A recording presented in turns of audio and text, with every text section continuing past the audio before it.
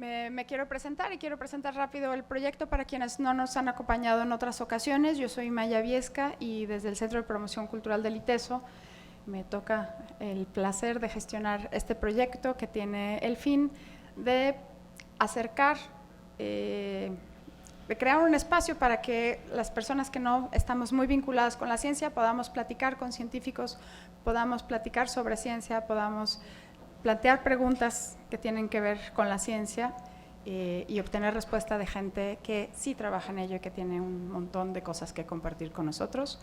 La dinámica es que vamos a escuchar a nuestro invitado, Marcos, una media hora más o menos, hacemos una muy breve pausa y después retomamos con preguntas suyas y respuestas de Marco hasta el final de la sesión.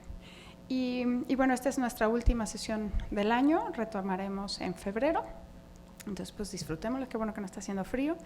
Y bueno, pues antes de pasarle el micrófono, me gustaría tomarme un minuto para presentar el tema que nos propone Marcos, es Jardines Botánicos entre lo salvaje, lo sublime y lo científico.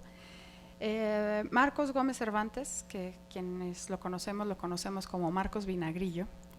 Él estudió la licenciatura en Biología en el Instituto Politécnico Nacional en la Ciudad de México, así como la maestría en Comunicación de la Ciencia y la Cultura en el ITESO, de donde surgió su investigación sobre el papel de los museos como dispositivos de espectacularización de la naturaleza. Cuenta con el diplomado en Museología y Museografía por parte de la Universidad de Guadalajara y formó parte del programa Sostenibilidad en Museos de Ciencias de la Universidad Estatal de Arizona en Phoenix. Además, tiene experiencia en el área de gestión ambiental desde distintas dependencias como la CONAFOR, la CONAP, la Semarnat y la CONAVIO. Desde el 2008 comenzó a trabajar para museos vivos en acuarios y para el Jardín Botánico y Zoológico de Chapultepec. Posteriormente, él tuvo el cargo de responsable técnico de la UMA Jardín Botánico Xochoctic, en el pueblo mágico de Cuetzalan del Progreso, en la Sierra Norte de Puebla. En dicho jardín botánico comenzó el diseño e implementación de programas de investigación en acción para la conservación de los bosques de niebla vinculados al desarrollo social. Y ha realizado también trabajos sobre historia natural de grupos botánicos como las orquídeas y los helechos, así como de la entomofauna de los bosques mesófilos de montaña, entre otras cosas. Sí les quiero compartir también algo que no suelo compartir, pero que me da mucho gusto, que hemos desde hace un tiempo tratado de tener un invitado al menos al año que sea un joven investigador. Por lo general traemos a investigadores con unas larguísimas trayectorias, que tienen muchas cosas que decir, pero también los jóvenes tienen mucho que decir. Y entonces, bueno, este es el caso, no se le nota, entonces lo quise decir, pero bueno, es parte de la intención también conversar con gente que está muy activa, haciendo cosas muy interesantes, y pese a que no tienen todos los años que tienen otro tipo de investigadores, ¿no? Entonces, pues bueno, muchísimas gracias, Marcos, bienvenido.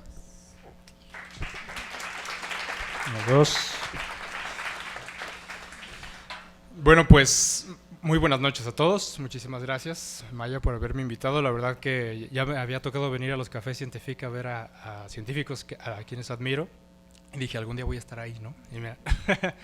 Entonces, pues bueno, vamos a iniciar con un tema que pues fue mi segunda escuela. Yo estudié biología, pero realmente fue en los jardines botánicos donde me formé, donde entendí pues, cuál podría ser mi rol, cuál era el rol de esas instituciones, y también del conocimiento que ya estaba ahí sin que el científico llegara, ¿no? Entonces, bueno, vamos a empezar con una definición clásica mexicana de los jardines botánicos. Los jardines botánicos son colecciones documentadas de plantas vivas, las cuales se destinan a la investigación, a la conservación y a la educación ambiental. Si este es el concepto, y espero que no nos quedemos solo con ese concepto, les traje entonces el jardín botánico más pequeño del mundo, ¿no? Y que además es un regalo para Maya, ¿no? Entonces aquí, en este frasquito, está la Elea anceps dawsoni, una orquídea extinta en vida libre, por lo tanto la estamos conservando. Y como ya viene ahí el nombre, es una colección de un ejemplar documentada. Como va a estar en el Café Científic, va a servir para la educación ambiental, y como Maya va a tener que verla crecer, le va a servir para la investigación. Entonces, vamos a intentar ampliar el concepto de jardín botánico a través de justamente estos tres aspectos que a mí me interesan de la relación que tienen los jardines botánicos con lo salvaje, con lo sublime y con lo científico. Vamos a empezar por lo salvaje, ¿no? Lo salvaje solo se entiende desde lo humano. Lo salvaje es aquello que está en una especie de contraposición con nosotros. Es decir, que lo salvaje se define o existe siempre que exista el humano ahí para hacer la contraposición. ¿Cuál es el papel de los jardines botánicos con lo salvaje? Va por sobre la conservación. Entendamos que un jardín botánico es una representación de lo salvaje al interior de un contexto social, de un contexto urbano. Imaginemos aquellas sociedades donde las personas tenían sus casas precisamente en la naturaleza, por así decirlo. ¿Sería lógico tener jardines cuando saliendo de tu casa pues están las montañas, están los cerros, están los ríos? No. Conforme bueno, para entonces ya tenemos este aspecto de la agricultura, ¿no? De más de 3.000 años. Pero los jardines llegan cuando las ciudades empiezan a crecer y empiezan a carecer de los espacios que vinculen a las personas con la naturaleza. Entonces aparecen estos fragmentos que son representaciones de lo salvaje. ¿Y por qué representar lo salvaje? Porque lo salvaje es identitario. Nosotros nos relacionamos, y pónganse a pensar en esto quizá, con alguna planta o algún animal en toda nuestra vida, por películas que hemos visto, por animales que veíamos de niños, por plantas que tenían nuestras abuelas y demás. La naturaleza tiene un rol identitario en la construcción social y en la construcción personal también. Por eso los jardines se integran a las casas y a los palacios y demás como representaciones de lo salvaje. Actualmente, lo salvaje entonces sigue teniendo un papel en los jardines botánicos. Muchos jardines tienen, además de colecciones que están estilizadas o que tienen senderos y demás, tienen también fragmentos que son precisamente espacios totalmente salvajes, destinados a áreas naturales de conservación. Entonces, el papel de lo salvaje y el rol de los jardines botánicos sigue estando ahí. Esto me llega al siguiente punto, que es lo sublime. Con esto me refiero a la cuestión estética de los jardines botánicos. El papel que tienen en la construcción también, de lo que entendemos como bello. Pero en este caso, más que eso, de lo que entendemos, de cómo entendemos que está configurado eso salvaje, cómo está configurado el universo, es decir, el cosmos. Los jardines no era simplemente tomar las plantas y meterlas en el espacio al azar. Además de que ellas tienen también sus peculiaridades, hay algunas de sombra, las de resolana y las de sol directo, que son como las 3 categorías básicas. Estas plantas están puestas en el espacio en una lógica, tienen un sistema. Así parecieran no ser evidente ese sistema está. Originalmente los jardines eran una representación del orden en el universo, del cosmos. Y es por esto que hay técnicas arquitectónicas de jardinería. Vamos a pensar, por ejemplo, que los jardines de Egipto hacen una recreación del Nilo, con un fragmento siempre rectangular del agua y una escalinata rodeada de papiros, ¿no? Es decir, es una representación del Nilo y la importancia que tenía el río en su cultura. Y el agua, vamos a ver que en los complejos arquitectónicos tiene un papel crucial. En muchas de las culturas, el agua es como esta entidad en la que todavía no se forma nada y de la cual se forma todo. Por eso es que el agua aparece de nuevo, por ejemplo, en el jardín japonés. Para los japoneses hay 2 elementos cruciales, que es la isla y el mar, ¿no? Entonces, porque ellos son una isla per se. Entonces el jardín tiene en algún punto un estanque y en el centro una isla con una casa de té, por ejemplo. Para los chinos hay un eje de orden y un eje de desorden. Esa era la representación del yin y el yang, el cosmos de la naturaleza china. En el Mediterráneo, por ejemplo, los jardines representaban a los oasis en jardines verticales. Los jardines colgantes de Babilonia tienen ese mismo concepto, es una estructura vertical. Entonces, abajo el agua y como se ven los oasis, las palmeras, ¿no? Una verticalidad en la disposición de las plantas. Y en México tampoco estamos tan lejos. Los jardines aztecas, estos tenían una serie de piletas que se vinculaban entre sí por escalinatas compuestas por números del calendario azteca. Y estaban rodeadas también por estatuillas de las deidades del agua o de la lluvia o de la fertilidad. Es decir, que nuevamente son representaciones de cómo entendían las civilizaciones el orden en la naturaleza. Es así como los jardines botánicos tienen un papel en el entendimiento de lo sublime, de lo estético y del orden, de cómo están siendo las cosas. Los jardines botánicos no se quedan atrás. También son una representación del orden de la naturaleza, pero en este caso evolutivo, científico, taxonómico. A través de la ciencia, los jardines botánicos tienden a clasificar sus colecciones Por ejemplo, desde primero van los helechos, luego van las cícadas, luego van las plantas con flores, al final las orquídeas y demás. También pueden ser representaciones ecosistémicas, está el jardín del desierto, el jardín de la selva baja, el jardín tropical y demás. Igual, la ciencia es una manera de ver el mundo o de ordenarlo, y por eso, al igual que la religión, se integra en la lógica de cómo está diseñado un jardín botánico. Finalmente, el aspecto de lo científico. Entonces, y justamente es lo que nos interesa aquí. Porque bueno, los jardines botánicos, a diferencia de los jardines, es que son botánicos. Es decir, tienen una ciencia ahí pegada, ¿no? La botánica es la rama de la biología que se dedica al estudio de las plantas. Un jardín es botánico en tanto que investiga las plantas. Yo puedo tener un jardín, pero si no hago una investigación, pues realmente no es un jardín botánico. Y es común que en México en particular, y se los digo por las guías que me ha tocado, muchos visitantes nos dicen, oye, pero es que el jardín botánico X o Y, ¿por qué son tan distintos? Digo, bueno, es que el nombre se quedó, pero en realidad ya no se dedican a la botánica. Hay un caso aquí en Guadalajara, conocen el Jardín Botánico de Guadalajara, enfrente del Hospital Civil. Originalmente estaba diseñado para aplicarse a la ciencia, eventualmente no se logró concretar, pero el nombre permaneció. Entonces ese parque se conoce como Jardín Botánico. Eso no significa que no pueda ser un jardín botánico en un futuro, o que no haya sido planteado como botánico en un principio, pero no es un jardín botánico, ¿no? Es un parque. Bueno, ¿cuál es el papel de los jardines botánicos en la ciencia? Entonces, estas son instituciones que tienen una colección de plantas vivas, como habíamos comentado, pero más que eso son museos. Esto significa que tienen una serie de materialidades, que hacen un conjunto de prácticas y que dicen un montón de cosas a través de textos, audios, videos y demás, arreglados en una lógica. Esa lógica transmite conocimiento, ¿okay? Eso es lo que hace un museo, pero a la vez genera ese conocimiento.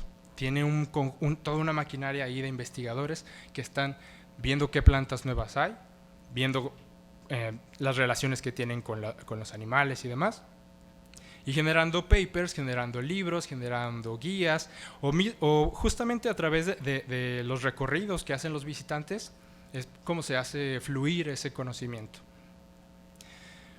Ahora, tenemos una concepción quizá un poco benevolente sobre el papel de los jardines botánicos en la actualidad, y la cual es real, pero esto no significa que siempre hayan tenido un papel como tal. La ciencia siempre tiene un impacto en la sociedad y en la transformación del mundo y de las realidades. Entonces les voy a dar un par de ejemplos. Los jardines botánicos después del Renacimiento pues surgieron con una idea de poder. Los monjes, que eran los principales poseedores de estos terrenos, buscaban a través de sus jardines desplegar su poder para poder aspirar al papado, por ejemplo. Posteriormente, cuando aparece el jardín botánico, los jardines botánicos ya más pegados a la producción científica, como el Kew Botanical Garden en Inglaterra, estos precisamente se dedican a investigar las plantas a través de las campañas de descripción de la naturaleza en todas las colonias y en la Nueva América, y estas plantas luego las llevan al jardín botánico, donde las investigan, las aclimatan, las propagan y las llevan a sus otras colonias. ¿Qué pasa? Imaginemos un país como Brasil, cuya economía se basaba en el caucho, un país como Ecuador o México, que se basaban en el chocolate, como Costa Rica, que se basaban en el añil. Estas tres plantas son colectadas por los jardines botánicos de Europa, cultivadas, propagadas y llevadas a las colonias que estaban sometidas bajo el yugo pues, de Europa, particularmente de Inglaterra, que estamos poniendo como ejemplo ahorita. ¿Y qué pasa ahora? El 60% del chocolate de México viene de Costa de Marfil, de África. El 70% de la vainilla del mundo, planta mexicana, viene de Madagascar, de África. El caucho se sintetizó químicamente en un jardín botánico junto con otras instituciones científicas y tumbó la economía de Brasil y se empezó a hacer el caucho sintético. El añil lo mismo, y otros químicos que venían de las plantas y se transformaron a través de la investigación científica que empezó en jardines botánicos hacia nuevos productos y economías que le dieron en la torre a los países que estas eran sus principales productos. Voy a hacer un pequeño paréntesis en la vainilla, porque es una planta bastante curiosa. Así como está la L. Ansep dawsoni, la vainilla, Vanilla planifolia, es una orquídea. Es la única planta comestible de esta familia Orchidaceae, la cual no es una familia rara, es la tercera más diversa del planeta. Después de los legumbres y los pastos, las orquídeas habitan en casi todos lados excepto en la Antártida. Y de todas esas orquídeas, solo una, la vainilla, la consumimos. Imagínense si se hiciera más investigación sobre las orquídeas y su potencial. La vainilla es uno de los principales ingredientes de casi cualquier postre que piensen. Y junto con el chocolate y la fresa, pues los 3 sabores del napolitano, ¿no?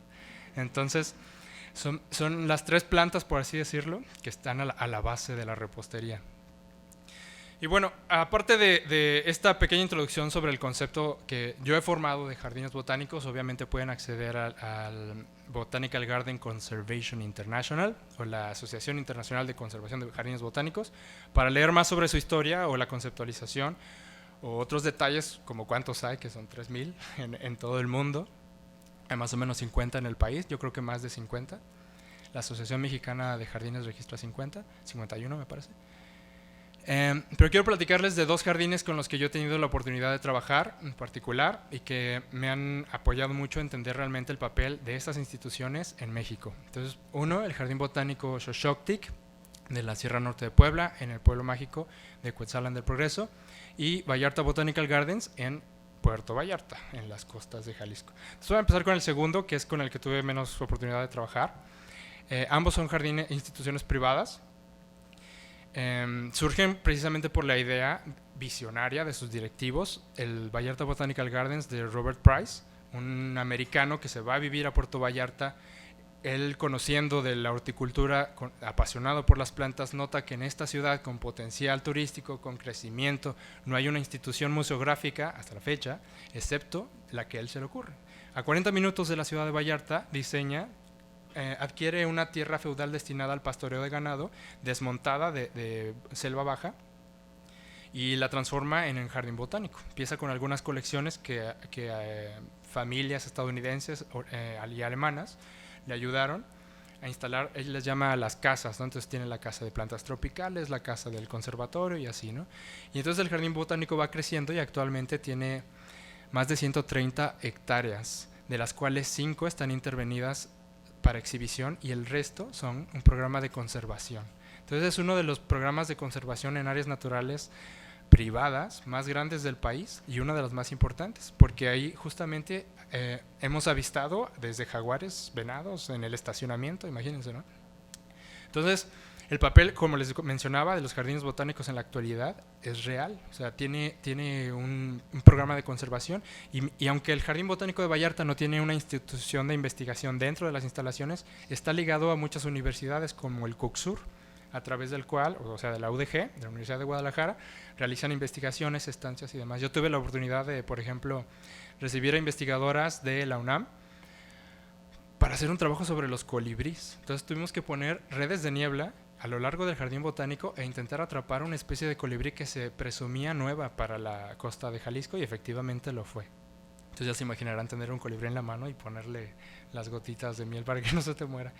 Y precisamente cuando en el Jardín Botánico de Vallarta también nos dedicábamos sobre todo a las plantas de ornato en particular, porque es una representación de la naturaleza, pero es una representación extremadamente espectacular, súper embellecida, ¿no? En el orquidario, por ejemplo, siempre van a haber orquídeas en flor, siempre. Y aquellas que cesan su floración se cambian al área de propagación y entran las de la siguiente temporada. Esto asegura, por ejemplo, que la exhibición se mantenga siempre en unas condiciones óptimas para cualquier 15 años, boda o lo que quieran, y no es comercial, ¿no? Entonces, el Jardín Botánico de Vallarta de esta manera mantiene una relación con sus visitantes. A los visitantes les dice, nosotros nos preocupamos porque esto se vea padre, así es que ustedes pueden venir, visitar, pasársela bien. Pueden ir al río, por ejemplo, ese fue otro proyecto de conservación muy importante que tuvo el jardín en la región. Había una práctica local de envenenar el río para hacer que las acamayas flotaran y venderlas al turista. El Jardín Botánico de Vallarta se instala en la parte alta de los ríos que bajan hacia Boca de Tomatlán y demás. Y entonces veda a los locales de envenenar el río, ¿no? Cosa bastante obvia, pero que nadie había hecho. Entonces el Jardín Botánico veda esto y esto permite que la población de acamayas se incremente y que río abajo tengan pues beneficios los pobladores. Pareciera no ser un objetivo de los jardines botánicos, pero precisamente lo es. Entonces los jardines botánicos cumplen funciones ecológicas, atrapan agua, por ejemplo. En este caso estamos hablando de un jardín en la sierra, pero imagínense el jardín botánico de Chapultepec, o el jardín botánico de Acapulco, o el de Jalapa, ¿no? Son espacios reales donde el agua se infiltra a los mantos freáticos. Y esta es otra de las actividades que hacen los jardines botánicos que no consideramos. Hacen bonos de carbono, es decir, que atrapan el carbono atmosférico y liberan oxígeno por la colección de plantas. Dispersan y conservan especies. Todas estas especies, sobre todo los jardines nativos, con plantas del sitio, ayudan a que el movimiento genético pues fluya. Igual para las aves y los mamíferos. Ahora vamos a pasar al de Xochoctic en Puebla. Bueno, Xochoctic es la palabra náhuatl para el color verde. Si les interesa, tic es el prefijo, el color de, y xoxo es hoja, entonces es el color de las hojas. Iztatic es el color de la nieve, como el Iztaccíhuatl. Tiltic, el color de la noche, o sea, el negro. Chichiltic es el color del jitomate, de ahí viene chiltomate. Costic, el color del sol, entonces es el amarillo. Camotic, el color del camote, el púrpura. Y así sucesivamente. Por eso es que escogimos que Xochoctic se llamara de esta manera, en honor a las comunidades náhuatl que habitan, que forman más del 60% de la población en Cuetzalan del Progreso. Si no lo conocen, está a 5 horas de la Ciudad de México, pueden llegar en camiones, yo no sé cómo hacia Tlaxcala y después como hacia Veracruz. Es un bosque mesófilo de montaña, es decir, el bosque del medio. Vamos a imaginarnos el mar, luego vienen las selvas secas, y en la cima de las montañas tenemos la nieve y los bosques templados. Entonces el bosque de en medio es el bosque mesófilo de montaña. Como aquí viene mucha humedad por el calor y la evaporación, pero aquí hay mucho frío y se condensa, se genera la niebla. Por eso se llama el bosque de niebla. Entonces, bueno, el bosque de niebla tiene una humedad muy alta y una temperatura que varía desde muy altas hasta muy bajas, y por eso tiene una diversidad enorme. A este tipo de ecosistemas de transición les llamamos ecotonos, donde está toda la diversidad de la mano izquierda, toda la diversidad de la mano derecha y toda la que solamente habita aquí. En los bosques de niebla están los quetzales, por ejemplo. También son muy importantes porque son baterías de agua y generan... Cuetzalan, por ejemplo, genera toda el agua del río Tecolutla que baja hacia Veracruz. Y toda esta agua precisamente es por la vegetación. Durante la Revolución Mexicana, la Sierra Norte de Puebla se convirtió en una zona cafetalera porque trajeron los españoles este cultivo de Arabia. Si no sabían, Coffea arábica, la que estamos tomando varios en el vasito hoy, viene de Arabia. Entonces esta planta introducida de las colonias españolas, ahora a la inversa, como el chocolate se fue, vino el café, y se quedó en la Sierra Norte de Puebla, de Oaxaca, de Chiapas, y tenemos uno de los productores de café, del mejor café orgánico y de altura del mundo. Eso debemos estar orgullosos. Bueno, el café es un cultivo muy noble porque crece a la sombra. Esto implica que tiene que tener árboles alrededor. Entonces, junto con el café están los gigantes árboles de Inga o Cecropia u otros árboles con los que también se obtienen maderas con muchos usos. Por ejemplo, la marimba se hace de una cecropia, un tipo de árbol, y no se puede hacer de otro, tiene que ser de ese, solo ese suena. Y curiosamente, si ustedes le tocan a la cecropia, suena como la marimba. Entonces, imagínense, ¿no?, lo que es una visita a las 2 hectáreas del Jardín Botánico Xochoctic. Tiene 5 hectáreas este jardín, en lugar de las 130 del Jardín Botánico de Vallarta, y solamente 2 están destinadas a la exhibición. Pero ambos jardines botánicos tienen alrededor de 1000 especies. Los dos. Entonces imagínense que en 2 hectáreas de sendero veamos 1000 especies de plantas. Desde lechos que parecieran prehistóricos, los grandes lechos arborescentes, que hacen un escenario como del Jurásico, hasta las 480 especies de orquídeas que lo convierten en uno de los jardines botánicos con la mejor colección de orquídeas del bosque de niebla. Entonces, este jardín botánico, lo que les quiero contar, más que los elementos que lo hacen único, son los programas que logramos identificar y diseñar para hacerlo relevante para la sociedad. No se trataba de hacer un espacio en el que simplemente pudiéramos vender boletos y la gente entrara, diera un recorrido y se fuera feliz, tomara una foto y ya. Eso es extremadamente valioso. Y de ahí también tenemos muchas experiencias curiosas. Pero nos topábamos que cuando fuimos a las comunidades y les preguntábamos a las poblaciones nahuas y a los totonacas qué les parecía, por qué no iban, nos decían, ¿y por qué voy a ir a ver las plantas que veo en el monte? ¿No? O sea, ¿qué voy a aprender de eso? Entonces vimos, bueno, sí, o sea, ellos ya las han visto y ya conocen bastante de ellas. Vamos, número 1, a integrar lo que ellos saben al jardín botánico. Y número 2, a sacar lo que ellos desconocen del jardín botánico para que entonces se atrevan a venir. Y por supuesto el costo vamos a adaptarlo porque no es la misma condición económica una persona en alta marginación de la Sierra Norte de Puebla con un visitante de la Ciudad de México.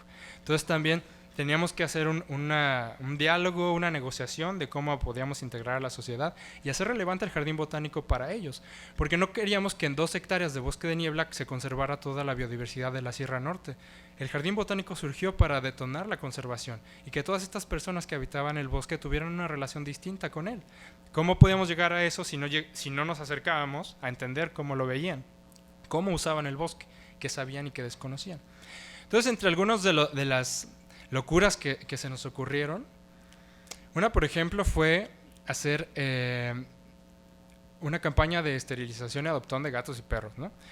Entonces, pues fuimos con los departamentos públicos correspondientes, la gente podía llegar, la gente del pueblo sobre todo, casi no llegaron comunidades indígenas, pero llevaban sus gatos y sus perros, los esterilizábamos o podían adoptar y entonces conocían el jardín botánico porque estaba la entrada libre, no iban a ver el jardín, pero pues ya estaban ahí, entonces ya les dábamos un recorrido y demás y eso se transformó en algo interesante.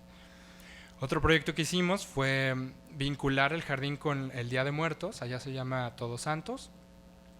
Entonces hicimos una ofrenda monumental, hagan de cuenta de aquí del piso al techo, con varios niveles, y en lugar de poner la foto de mi abuelita o algo así, pusimos a todas las especies que el hombre había extinto. Entonces la gente podía llegar y ver la ofrenda y al acercarse darse cuenta de esta discursiva, porque iban en orden, ¿no? Primero las de 1500, 1600, 1700 y así, y al final 2016, especies extintas en el 2016, ¿no? Entonces esto permitía a las personas entender también otros aspectos de la conservación y además un recorrido nocturno. Si alguna vez logran ver un evento así, recorridos nocturnos en los jardines botánicos, háganlo porque es justamente una diversidad distinta, las plantas y los animales se comportan de manera distinta y además podemos hablar de otra cosa. En esos recorridos incluso le salía la Llorona, ¿no? Hagan de cuenta, por ahí un maniquí que salía gritando. La gente encantada, hasta se caían, pero encantados. Bueno, otro de los ejercicios que hicimos para vincular al jardín con la sociedad y que igual al principio nos cuestionaban porque creían que no era de nuestra jurisdicción, pero consideramos que era un buen evento para vincularnos. Además de ser una sociedad en alta marginación, ya se imaginarán que la situación de las mujeres en esta sociedad es todavía de mayor precariedad. Y dos de los fenómenos importantes estaban ligados al cáncer y la muerte de las mujeres. Uno de ellos era respecto a que en las casas cocinan con la leña, inhalan el humo y les da cáncer de pulmón. Y la otra es que en la Sierra Norte de Puebla, aislada en el tiempo, pues no se conocía el Papa Nicolau.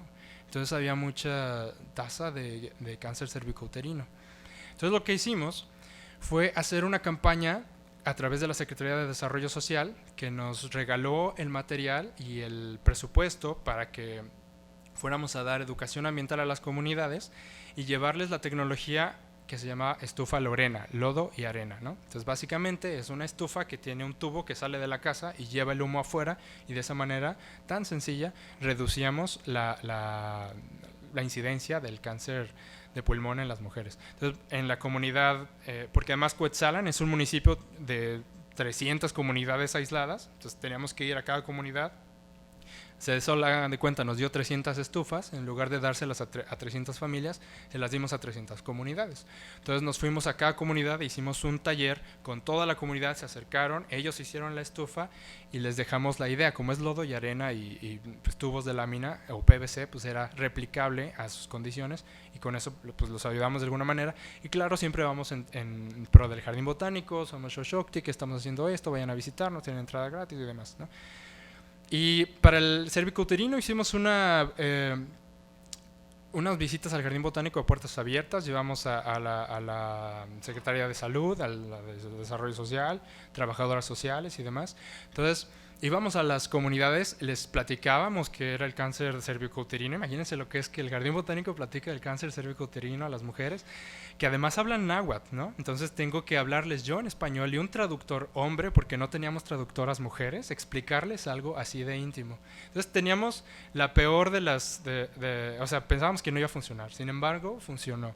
Y hubo una aceptación pues buena, y las mujeres se acercaron al Jardín Botánico y se revisaron, y con una mujer que se revise es toda la familia y todas las personas que están ligadas a ella. Entonces, de esta manera volvemos a hacer el Jardín Botánico como una institución relevante para la sociedad, porque no se trata solo de una colección documentada de plantas que sirve para la educación ambiental, tiene que tener un factor social, tiene que tener una vinculación. Las personas no conservamos las cosas que no amamos, y menos las que desconocemos, ¿no? Entonces, si no conocían el Jardín Botánico, si no veían por al menos una media hora otra forma de entender las orquídeas o los helechos, pues no íbamos a poder acercarnos a las comunidades. Bueno, finalmente les quiero platicar del evento del que estoy más orgulloso, que es el Festival de la Orquídea. Este año hicimos la 6ª edición, que se llamó Sostenibilidad en Pueblos Originarios, y estoy pensando si fue la 6ª o la 5ª, pero creo que fue la 5ª. Bueno, el Festival de la Orquídea son 3 días de comunicación de la ciencia. Estarían orgullosas mis maestras, ¿no? Entonces, son 3 días destinados a hablar de todos los temas. Siempre tenemos el eje botánica, el eje bosques mesófilos de montaña y el eje miscelánea, ¿no? Entonces, todo lo demás es bienvenido y pueden hablar de física, de química, sociología y demás. Entonces, les voy a platicar del año pasado. Tuvimos como invitada, se me fue su nombre, pero ella se dedica al feminismo. Y es feminista radical y fuerte, y lo necesitábamos, ¿saben? Entonces se sentó con nosotros y obligó a las personas a sentarse en círculo y vernos a la cara y explicar qué sentían ellas y ellos y confrontarse y todo, en el marco de las personas que fueron pues a comprar orquídeas, ¿no? Entonces imagínense lo que es obligar a la gente a sentarse a hablar de feminismo. Entonces está interesante, porque es justamente un espacio para que la ciencia hable, para que el jardín se redescubra como un museo, como una institución de comunicación que transmita más allá de qué tan rápido crece el pasto, que es lo que creen mis papás que hago, pero en realidad podíamos hablar de un montón de cosas. Entonces, tenemos también, por ejemplo, una feria donde la gente local puede vender sus artesanías, damos los recorridos e integramos en esta edición a una persona que nos habló de la melipona, que es una abeja que hace miel artesanal nativa de México. Usualmente conocemos la miel de la abeja europea, pero la melipona es Scaptotrigona mexicana, es una abejita así que ni siquiera tiene aguijón, imagínense, ¿no? Allá en la Sierra Norte viven unos frasquitos de barro y genera una de las mieles con potencial medicinal pues más chulo que he visto yo Entonces, una señora fue a platicarnos de cómo le hacía, ¿no? Cómo le hacía en su casa, cómo le enseñó a su papá, cómo se producía, de dónde venía la miel y demás. Y claro, a la par estoy yo o está alguno de los otros biólogos ayudando con la asesoría científica que haga falta. Pero usualmente las señoras nos llevan de calle en conocimientos, así es que no fue más que necesario.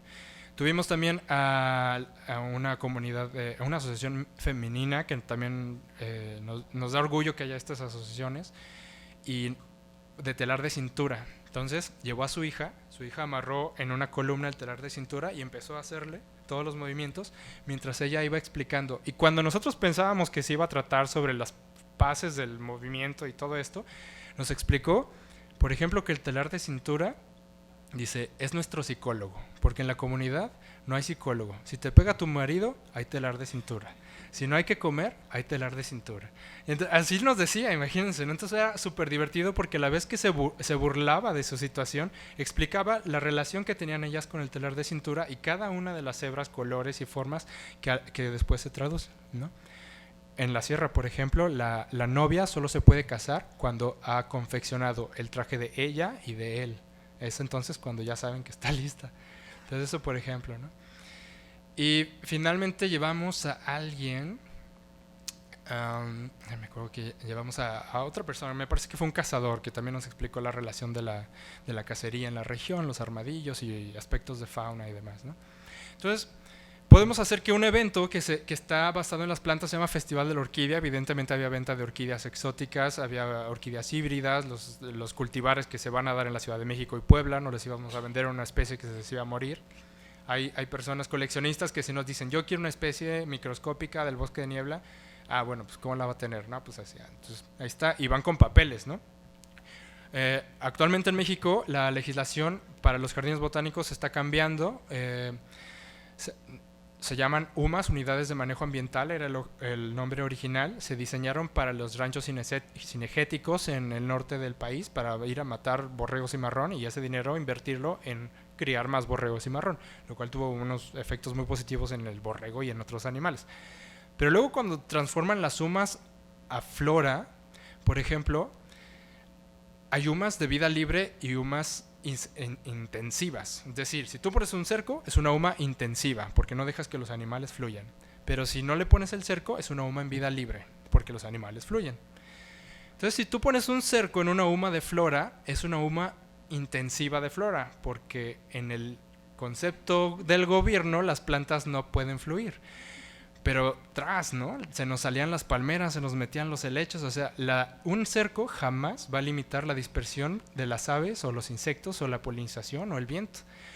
Actualmente las UMAS intensivas siguen siendo el contexto legal real para las UMAS de flora, por eso los jardines botánicos nos estamos uniendo para cambiar esto. Hacer una UMA en vida libre, sin cercos, donde se te pueden meter y robarte lo que quieran, pues no es la opción tampoco, ¿no? Porque también tienes material de cómputo y de microscopía o ejemplares de los que nada más tienes 3 en el mundo. Entonces, por eso está cambiando esta situación. Y bueno, no sé cómo estamos de tiempo. Justamente quisiera cerrar con el hecho de que, como les dije en un principio, pensamos tradicionalmente que los jardines botánicos son colecciones documentadas de plantas para hacer educación ambiental, investigación y conservación, y espero poder haber ampliado este concepto a muchos más usos, aplicaciones y efectos que tienen los jardines botánicos en la sociedad y el ambiente. Muchas gracias.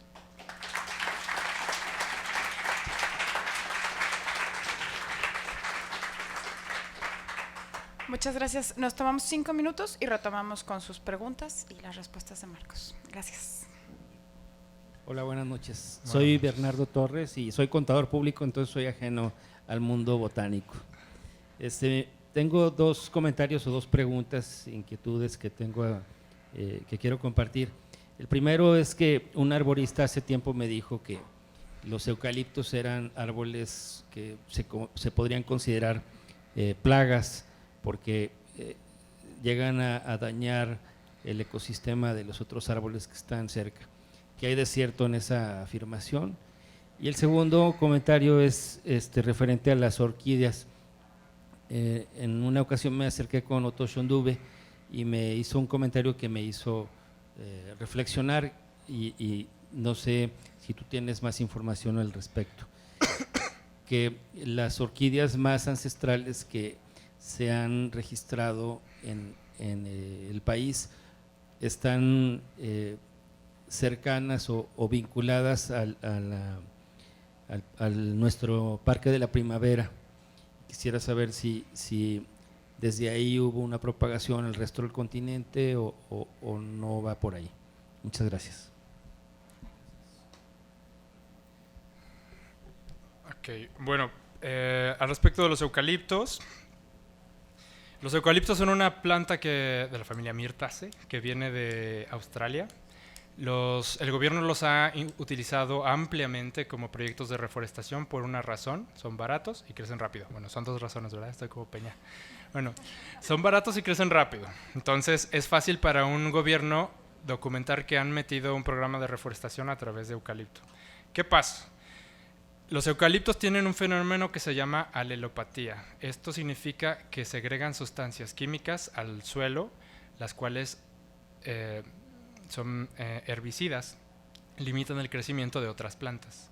Estas sustancias se disuelven con la lluvia y se filtran a otras partes y se van por otros lados. Entonces sí tienen un efecto nocivo en los ecosistemas.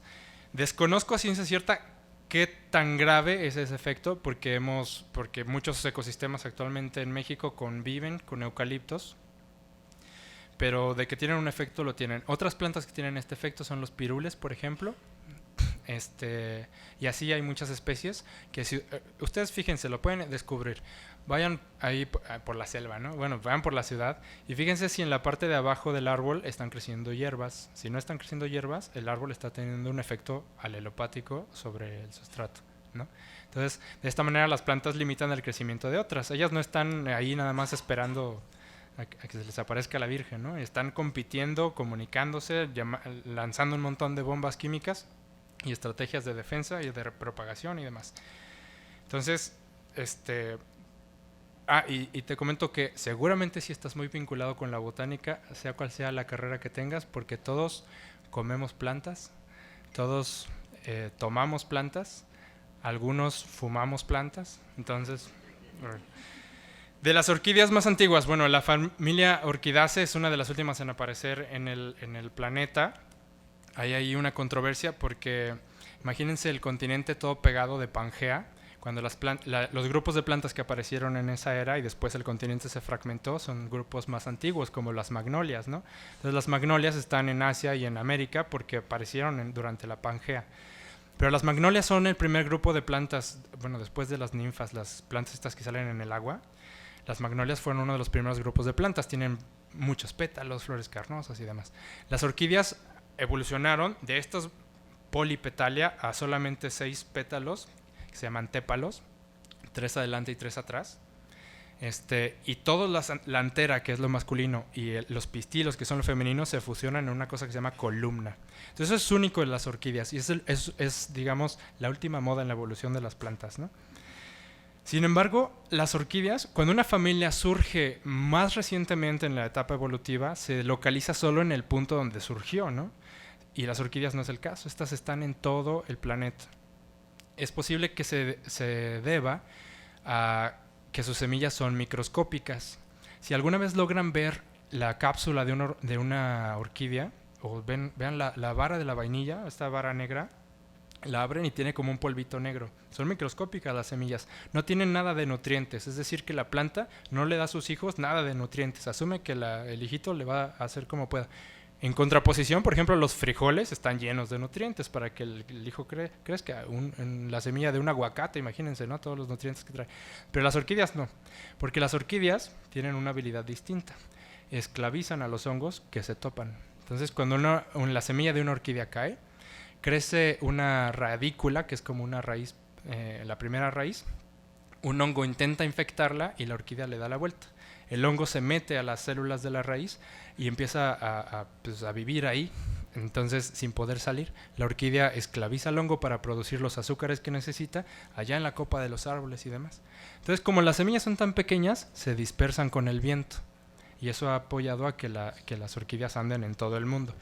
Por esta característica es difícil trazar la historia de las orquídeas en el planeta de cuáles fueron. Es probable que las primeras orquídeas no fueran las epífitas, estas que están arriba de los árboles, sino las terrestres. Hay orquídeas terrestres, acuáticas y epífitas, hasta epilíticas sobre las piedras.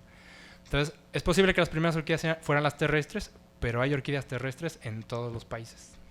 Entonces, también es difícil saber si ese dato es cierto o no.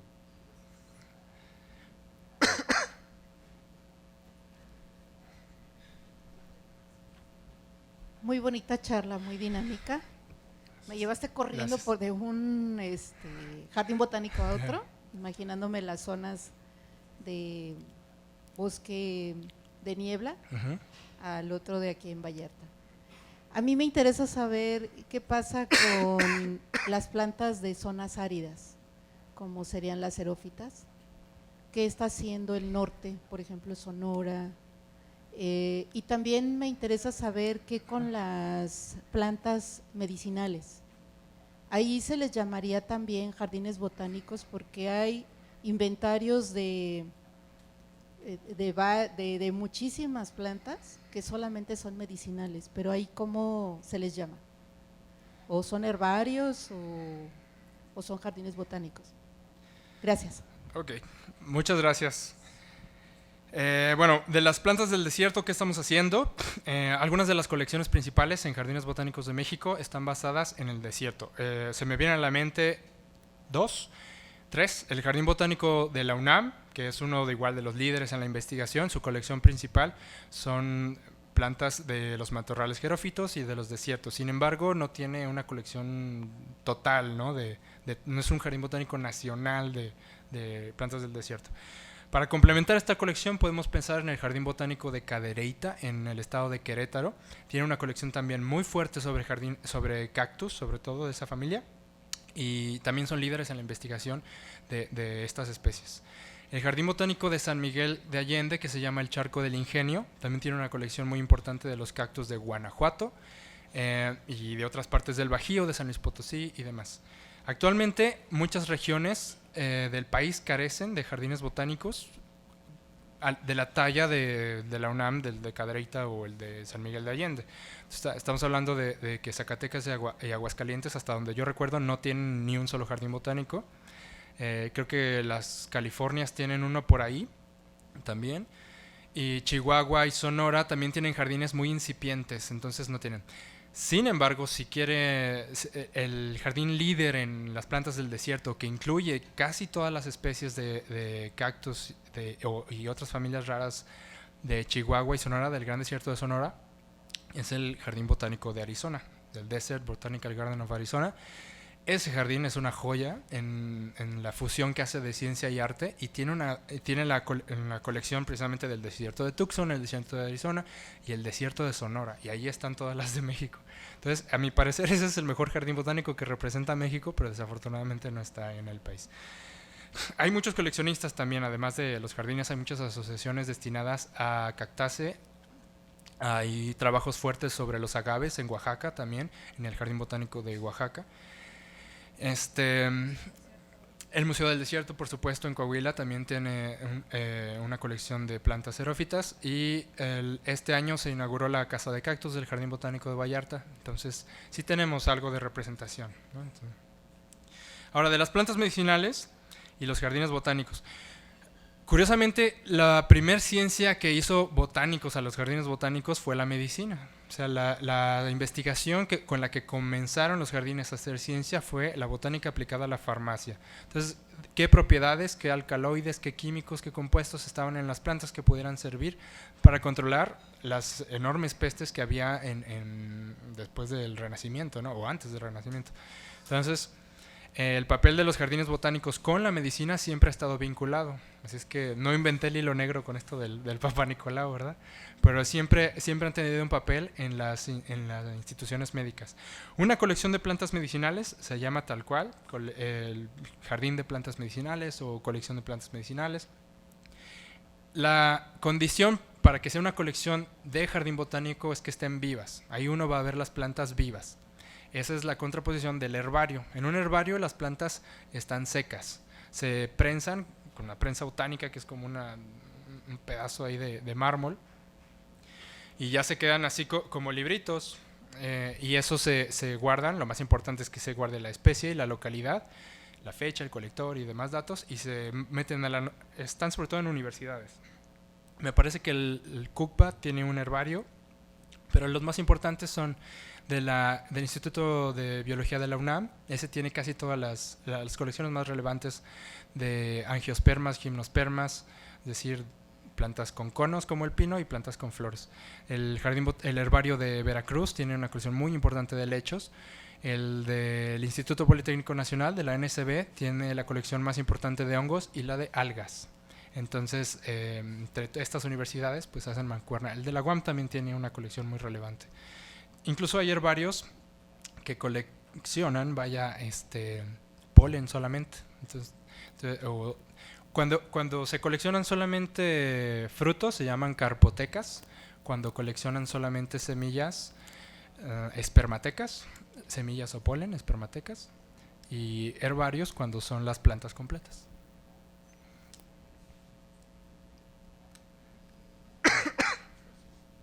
Hola. Una pregunta un tanto capciosa. Perfecto. ¿Cuáles son las posibilidades, alternativas, panorama para tener un jardín botánico en Guadalajara? Tarde o temprano iba a llegar esta pregunta, ¿no? La pregunta,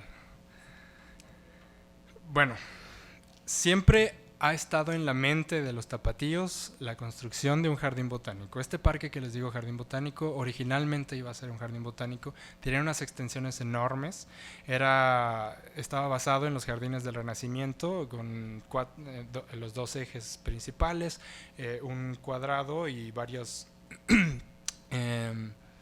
figuras geométricas con flores y setos y demás, ¿no?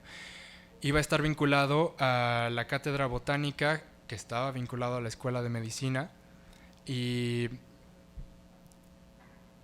incluso es que no estoy seguro con la fecha, pero me parece que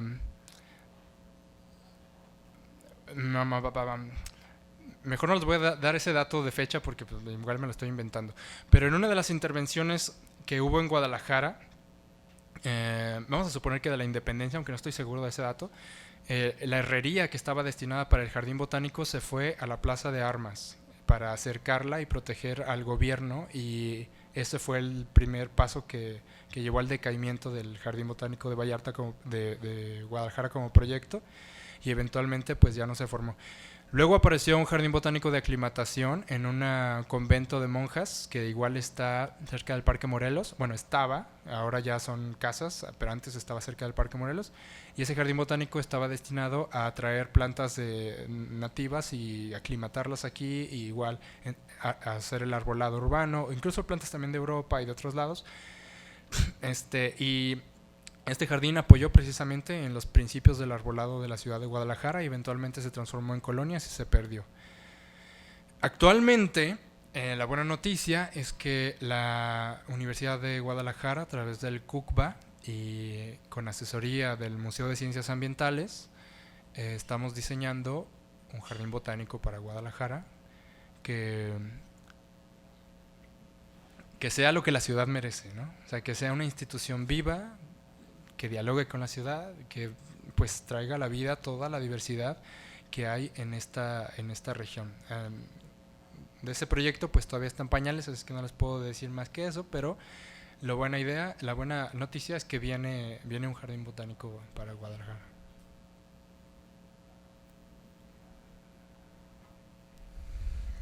Hola, buenas noches. Buenas noches. Muchas gracias por estar aquí, por hacer este evento.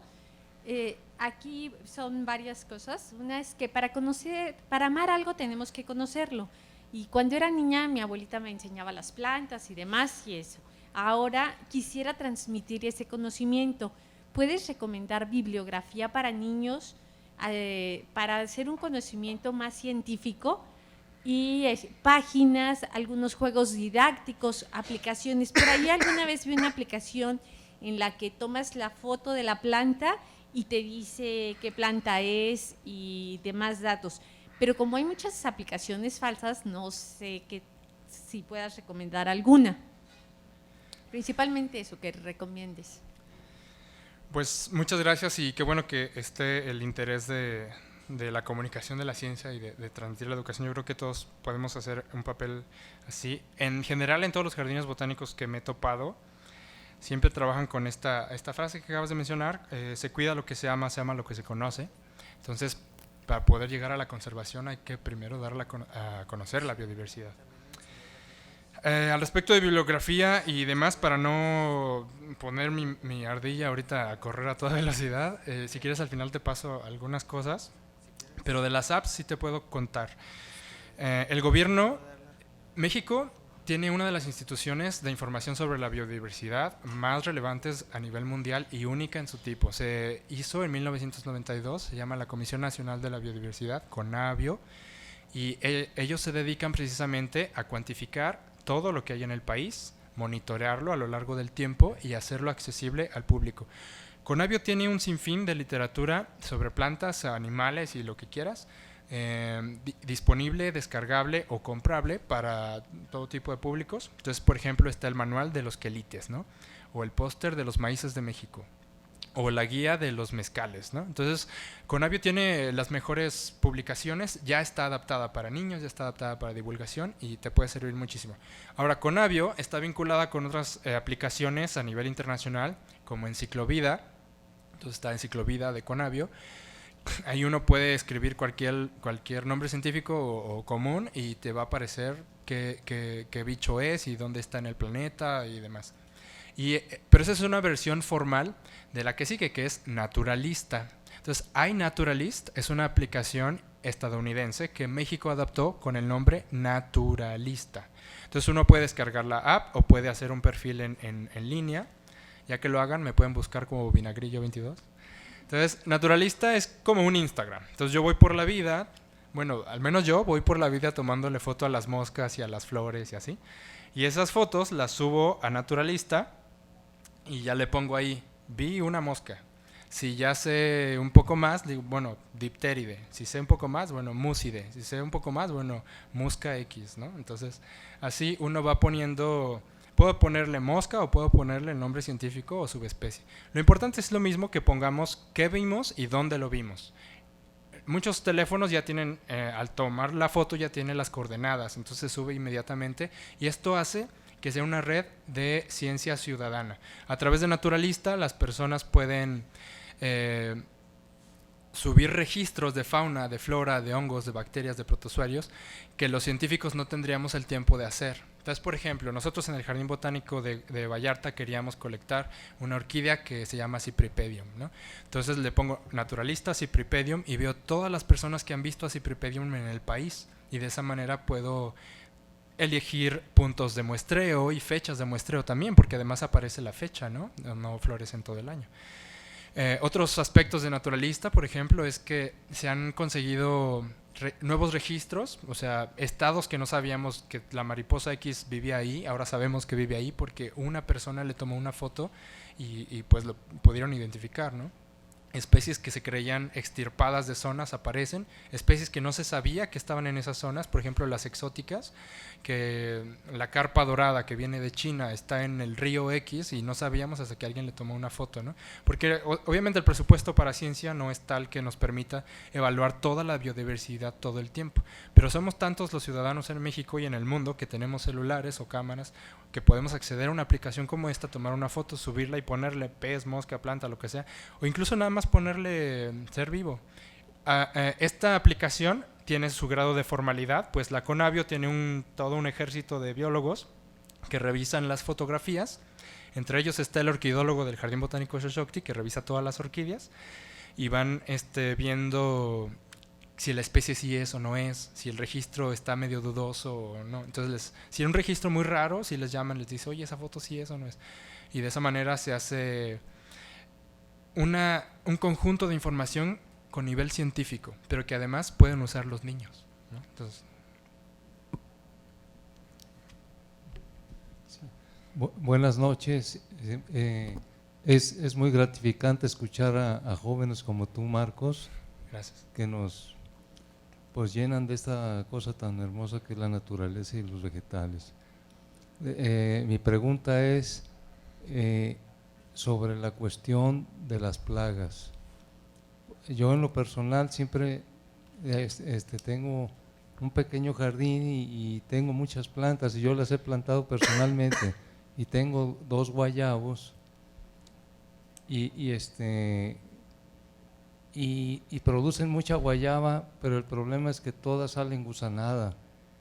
A mí me han dicho es una mosca que pica la guayaba. El problema es ¿qué hay para poder solucionar plagas como esa? No porque me han dicho no, ponle esto. Fui al mercado de abastos y ahí y ya después investigo sobre estos plaguicidas o insecticidas o lo que sea que son tan dañinos. Dice no, pero tenga mucho cuidado porque si usted le cae a una guayaba esto o algo, o si hay niños y agarran de esta cosa, pues son muy peligrosas. Entonces mi pregunta es ¿qué puede uno utilizar que no sean estas cosas químicas tan venenosas que puedan ayudar a las plantas? porque hay todas estas plagas y uno, la verdad, a mí me da miedo poner estas sustancias. Y otra cosa también que quiero llamar, porque no sé, aquí en Guadalajara vivimos un fenómeno que yo a mis 64 años jamás había visto en mi vida. Y yo nací aquí en Guadalajara y he vivido aquí. La verdad es que me impresionó ver, eran millones de langostas, no sé si a algunas personas les tocó, pero mi azotea quedó tapizada, eran miles y miles y miles, y yo a mi edad no sé qué tan dañinas sean esas langostas o de qué se alimenten, pero son largas. Pues yo había visto los chapulines, pero esta cosa era muy especial, que para mí fue algo único que acaba de pasar aquí en Guadalajara. Sí.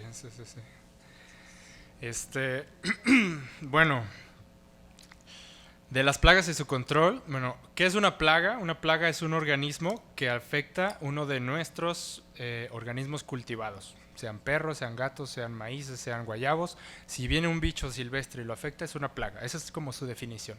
Esto no significa que sean entes totalmente malignos que envió el diablo, ¿no? Son elementos de la biodiversidad que cumplen funciones ecológicas y que simplemente están llevando a cabo sus actividades normales. Efectivamente, muchos plaguicidas son sintéticos e incluyen venenos, es decir, son venenos comerciales destinados para matar la vida. Cuando matan las plantas se llaman herbicidas, cuando matan los hongos se llaman fungicidas, cuando matan a los insectos se llaman insecticidas y en general los llamamos plaguicidas, ¿no? Entonces, como dice el anuncio, si mata las cucarachas, ¿qué no matará? Pues literal, ¿no? Si mata las cucarachas, pues también nos va a matar a nosotros. Por lo tanto, mi recomendación es nunca usar plaguicidas, sería lo ideal. La mala noticia es que no hay una receta que yo o cualquier biólogo les pueda dar 100% efectiva para controlar las plagas. No hay una receta que esto haga y todo se va a ir. O sea, eso no pasa. Sin embargo, sí hay técnicas que nos pueden ayudar. Número 1, si tenemos una sola planta aislada y no convive con otras, es más limitado su ecosistema, su microecosistema. Lo que vive en una planta ayuda a lo que vive en la otra y se controlan entre sí. Por ejemplo, los pulgones crecen en las asclepias y en muchas plantas, ¿no? Son unos bichitos pequeñitos que chupan, ¿no? En los arrozales, que chupan los brotes, sobre todo de las flores. En los árboles aledaños crecen las catarinas. Las larvas de las catarinas se quedan ahí hasta que se transforman en estos escarabajos. Las catarinas son escarabajos y las catarinas se comen a los pulgones. Entonces, una manera de controlar las plagas es aumentar ese microclima y permitir que la diversidad misma se controle entre sí.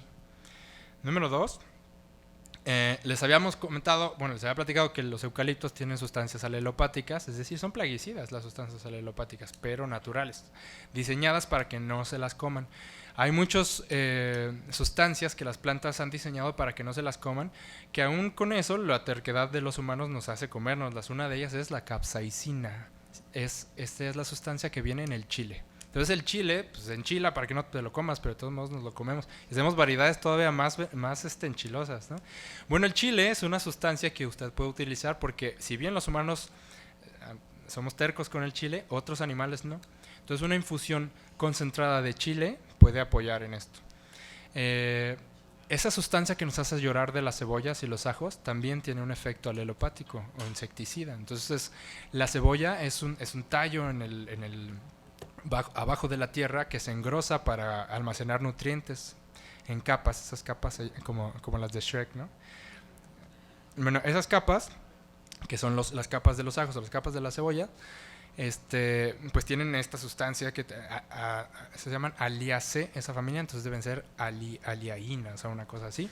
Se pueden combinar con chile o así. Entonces hay un sinfín de sustancias, sobre todo las que sabemos que tienen un aroma fuerte o un sabor fuerte, que seguramente la evolución las destinó para tener efectos alelopáticos. Entonces, anote usted 300 gramos de cebolla, 200 gramos de chile. También voy a poner clavo, canela, comino, todas estas plantas en una concentración fuerte. El tabaco, por ejemplo, en una concentración fuerte pueden apoyar a mitigar las plagas. Lo pone en un atomizador y lo aspersa en el fruto, no es necesario tal vez en todo el árbol, pero en el fruto que no quiere que le llegue la avispa. Y el olor de estas sustancias, las avispas tienen muy buen olfato y se guían de esa manera para encontrar el fruto. Entonces el olor va a ayudar a que la avispa no llegue, y ya que llegue ahí y se enchile, pues tal vez se vaya, ¿no? Entonces, combinar este tipo de cosas ayuda. Cuidados de lengua. Les recomiendo que no usen el tabaco de los cigarrillos porque tiene arsénico. También les recomiendo que no fumen, pero bueno, el arsénico es un veneno, entonces va a tener un efecto más potente el tabaco del cigarrillo, pero el arsénico se filtra a los ríos y pues le va a dar en la torre a lo demás, y se va a infiltrar a la guayaba también, ¿no? Entonces, pues no. Y nada más un dato curioso, en este caso esa avispa penetra la guayaba y deposita un huevo, el huevo crece y la larva se come la guayaba, y de esa manera es como termina su ciclo de vida. En este caso la consideramos una plaga. Pero hay una fruta que depende de este tipo de avispas para que nosotros nos la podamos comer. Es el higo. ¿Alguna vez han visto una flor de higo? Parece que no tiene, pero sí tiene. Cuando vean un higo verde, lo abren y todas las flores, en vez de que estén afuera, están adentro. El higo las moraceae, es un grupo de plantas que invierten la flor y están encerradas en el cáliz. El cáliz, pétalos, pistilos y demás. Así es la flor de la rosa, por ejemplo. En el higo todo esto está embebido y por eso nunca vemos las flores del higo. Pero entonces llega la avispa se mete, tiene sexo y demás cosas ahí adentro. En algunas especies hace eso, en otros nada más es la larva. Pero en fin, hay un animal adentro del fruto, ese animal se mueve y poliniza el higo. Y de esa manera el higo se transforma en un fruto, en el fruto que comemos, tan delicioso. Entonces, cuando un animal parece una plaga en un caso, en el otro, pues es justamente lo que necesitamos. De las langostas y su migración, igual no se preocupe, solamente un grupo de insectos son venenosos, es decir, que tienen un aguijón, que son los himenópteros. Ahí está las abejas, las avispas, las hormigas y los abejorros. Solo ese grupo de insectos tienen veneno. Ningún otro grupo de insectos tiene veneno. Ni los cara de niño, ni las langostas, ni las luciérnagas, los escarabajos, ni las cucarachas. Ninguno de esos animales tiene veneno. Entonces, no son peligrosos en ese sentido. Los ortópteros, el grupo al que pertenecen las langostas, tienen un aparato masticador con el que pues, están mordiendo las hojas. En el caso, mientras más grande es el animal, más grande va a ser su aparato masticador, y si usted le mete el dedo, pues posiblemente lo muerda, ¿no? Solo en ese caso, pero ya sería que lo agarre y le mete el dedo. Entonces, no es probable que les puedan hacer algún daño. Hay más mariposas que comen sangre que chapulines, entonces no se preocupen. Y las migraciones son fenómenos biológicos, son parte de la diversidad que hay. Hablamos de biodiversidad como todos los elementos y relaciones que tienen pues, en la naturaleza los seres. Entonces hay una diversidad de genes, hay una diversidad de especies, hay una diversidad de ecosistemas y también hay una diversidad de fenómenos, entre los cuales está la migración, por ejemplo. Entonces las migraciones hacen que se desplacen poblaciones muy grandes en temporadas, a veces pueden ser en un solo año, como las de la monarca que vienen y van. Nada más que estas son bonitas y representan a la conservación y la transformación y por eso pues nos gustan. En cambio las langostas, pues uno ve la cara de la langosta y el tamaño y pues sí nos genera otra sensación. Entonces, pero es una migración, igual que la de las mariposas monarca. Igual se debe respetar. Imagínense todos los mamíferos, los murciélagos y las aves que dependen de esa migración para alimentarse, que se ven beneficiados, y todos esos finalmente se mueren y ese cadáver se reintegra a los ecosistemas. Entonces, más que tenerles miedo, tenemos que estar orgullosos de tener una migración de insectos de este calibre en Guadalajara, y quizá sí hubo mucha más información del evento en la ciudad. Tal vez no para que salieran y le tomaran fotos y avistarla, tal vez protegerse o entender que no son animales venenosos, que no tienen consecuencias negativas y demás. No tanto así en los cultivos, ahí sí pueden tener una implicación negativa, pero por lo mismo se tienen que estudiar para saber por dónde van a pasar y cómo se pueden mitigar. Tampoco se trata de extinguir a la langosta, sino tal vez combatir fuego con fuego, diseñando espacios de forrajeo para ellas, ¿no? Algo así.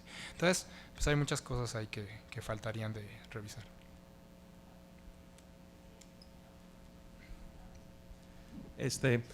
Yo tengo curiosidad acerca del diseño de los jardines botánicos, porque pues me imagino que hacen convivir plantas que en la naturaleza realmente no conviven.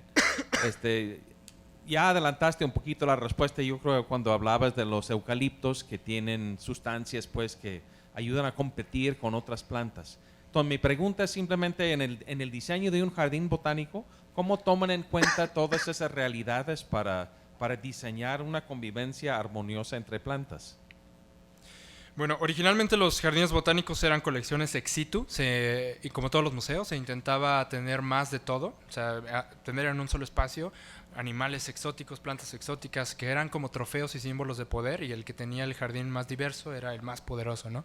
Entonces estos jardines también servían a la vez de que mientras más plantas raras, exóticas, tropicales, desérticas y demás hubiera, más probabilidad de encontrar medicamentos o usos o textiles o fibras o no sé, tinturas o lo que fuera.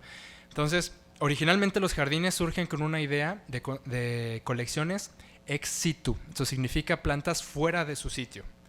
Y efectivamente tienen un impacto negativo, ¿no? Como en Jurassic Park, la lección que tenemos que aprender es que la naturaleza encuentra la forma de escaparse, ¿no? Y entonces las plantas se salen. Entonces, a través de la dispersión de sus frutos, a través de las raíces por debajo de los cercos, a través del polen, intercambian genes y generan nuevas comunidades y nuevas poblaciones y nuevas formas en los sitios a los que llegan. Entonces, una de los estudios más recientes, precisamente sobre las bromelias. Las bromelias son donde están la piña y el heno, el que van a poner ahorita en Navidad, esa cosa como tripas de Maruchan. En realidad es una bromelia. Entonces, esas bromelias se dispersan como las orquídeas a través de unas semillas microscópicas y también tienen polen que es microscópico. Ese género del heno, Tillandsia osneoides es el heno, ese género Tillandsia es hibridizable. Esto significa que las especies de Tillandsia tienden a generar híbridos cuando se encuentran. Esto pasa de manera natural, pero ¿qué pasa si traigo Tillandsias del sur de América al Jardín Botánico X del centro de México y Tillandsias del norte de Canadá al centro de México? Pues empiezan a haber híbridos raros y luego empiezan a dispersar sus genes en las poblaciones nativas, y las Tillandsias nativas que pudieran estar en extinción desaparecen y los genes se hacen ahí un revolvedero. Esto es algo nuevo que se está investigando y precisamente ha dado el pie a que los jardines botánicos se aboquen más bien a la conservación, a las colecciones in situ. Entonces, opuesto a ex situ, son aquellas colecciones destinadas a tener plantas nativas, plantas que ya existen ahí y que pretenden visibilizar la diversidad local y conservar y estudiar la diversidad local, ¿no? Esto limita las consecuencias negativas de las especies exóticas y su dispersión, y permite que las personas revaloren lo que ya había ahí, ¿no? Actualmente es un relajo cultural entender de dónde viene una planta por ejemplo, si les digo piña seguramente piensan en Hawái, pero en realidad es de Venezuela. Entonces las piñas, que es una bromelia, pues solamente habitan en América, no había en Asia, ¿no? Entonces, en la Polinesia. Entonces, muchas plantas que parecieran estar en un lado, en realidad vienen de otro lado, o parecen ser, ahora son elementos culturales de un lado. Por ejemplo, el tomate es uno de los ingredientes básicos de la comida italiana.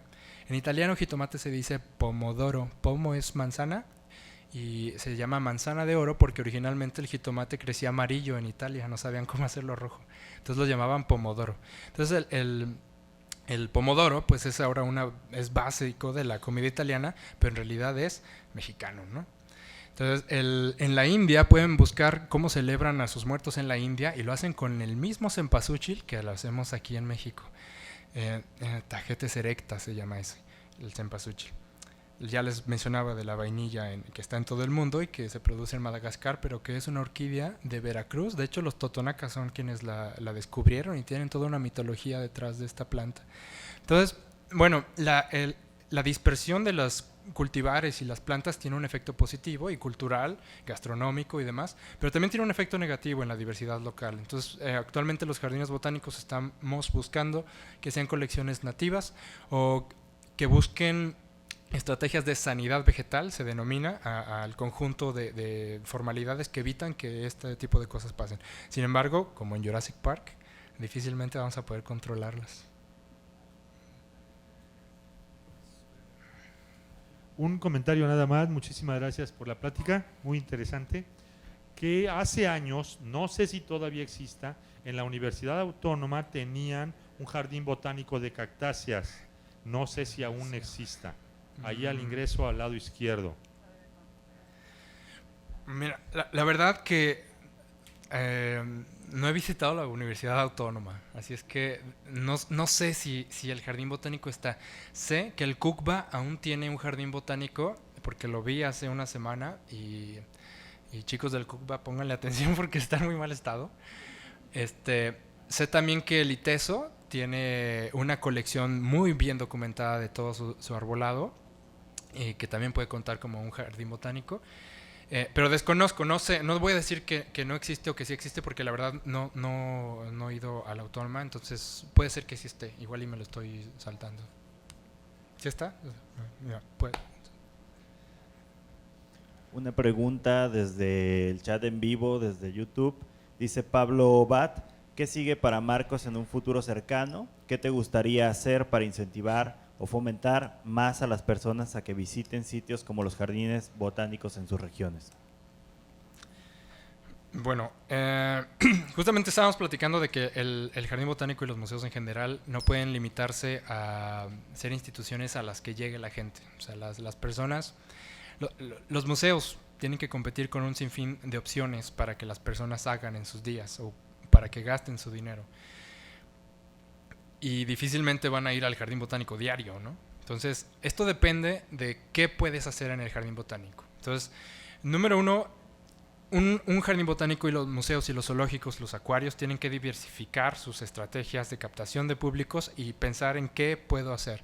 Esto es algo muy bien aterrizado, muy bien planteado que tiene el Jardín Botánico de Vallarta.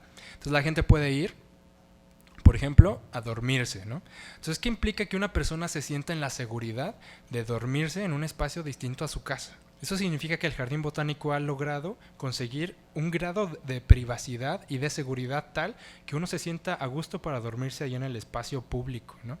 En el espacio natural. Esto pareciera ser menos valorado, pero en realidad es una actividad, algo que alguien va a hacer a este espacio, ¿no? Que incluso pagan por ir a dormirse ahí frente a la barranca y las aves y demás. Pueden ir a comer, pueden ir a pasear, pueden meterse al río, pueden tomar clases de danza, pueden tomar clases de pintura en la acuarela, pueden hacer una sesión fotográfica, pueden casarse, pueden mil cosas que pasan en los jardines botánicos. No así he visto, porque también trabajé en zoológicos y en acuarios, no así pasa en este tipo de museos. Las actividades de lo que puedes hacer son menores, pero claro, pues la fauna atrae en otros sentidos. Entonces, los jardines botánicos han maximizado las acciones que los usuarios pueden realizar dentro de ellos y de esta manera permitir que haya una vinculación. Pero además de lo que puedes hacer dentro del jardín, dentro del museo, es lo que el museo puede hacer hacia afuera. Lo que les platicábamos, ahorita les conté algunas de los proyectos. Se me ocurre otro que es el del cine ambiental itinerante. Entonces nos íbamos en una camioneta con un proyector y una lona a las comunidades igual alejadas y poníamos en las canchas de básquetbol a las personas de comunidades que no hablan español y mucho menos inglés a ver a Sir David Attenborough hablar de los colémbolos, ¿no? O de los tiburones o de lo que sea. Y la gente fascinada y se quedaba una hora ahí viendo a los animales y después lo discutían entre ellos y a veces sí se nos acercaban y lo hablaban. Porque les estás dando la oportunidad del cine, que igual es una experiencia que no habían tenido, de ver animales, o el mar, por ejemplo, que mucha gente nunca ha ido al mar en la Sierra Norte de Puebla, y por primera vez ven un tiburón, ¿no?